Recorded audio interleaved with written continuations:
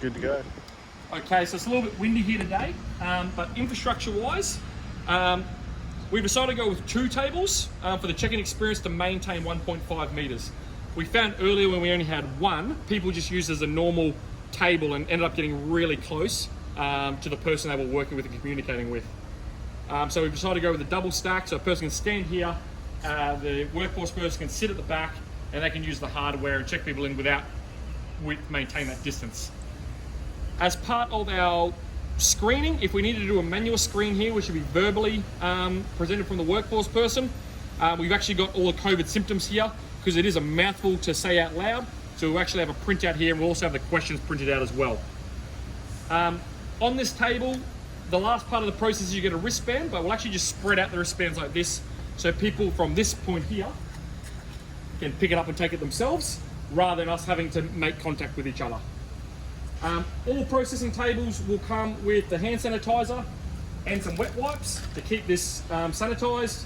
We need to make sure that the processing table has power and a power board for the computers, being the hardware. Cruising around the back, depending on the client group, we might need to give them out extra stuff, as I mentioned before. So we'll have some t-shirts here with a variety of sizes, meal solutions. These are just props at the moment, and the wristband's already at the front. As we progress into the middle, so this is storage. Every single space on site comes with a control board, which will have the capacity for this tent, so we're all aware of what that is, and the cleaning schedule. So the person leading this space will need to make sure this is ticked on the hour and populated, that everything has been restocked and cleaned. Every space also comes with a 1.5 meter measuring stick in case we need to do some quick maths or rejig, so we can figure that out rather than running tape and tape measures. And we'll also get a storage tub, which will come with all your PPE, so your gloves and your mask, which is opt-in, and actually your cleaning stuff. So you'll have everything from wet wipes to cloths to multi-purpose spray, all in one spot, so you can keep cleaning and have PPE available.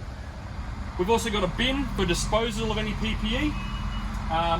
As we keep coming back, one side of the tent will just have more of the t-shirts and catering solutions. The other side of the tent is probably more of just a personal storage, so I just put my bag there.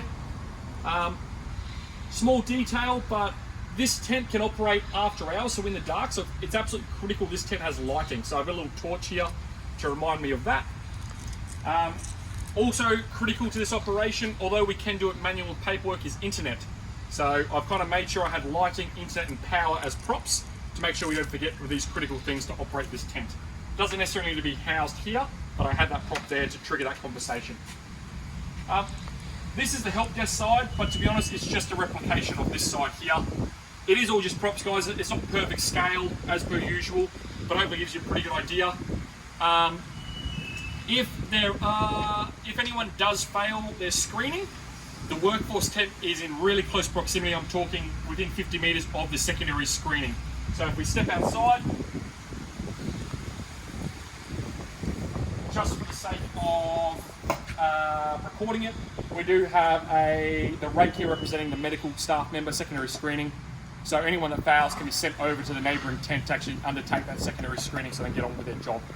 As per usual, I've just used rakes with a cone and some tape for the overhead signage just to trigger that we need that. And I think that's it.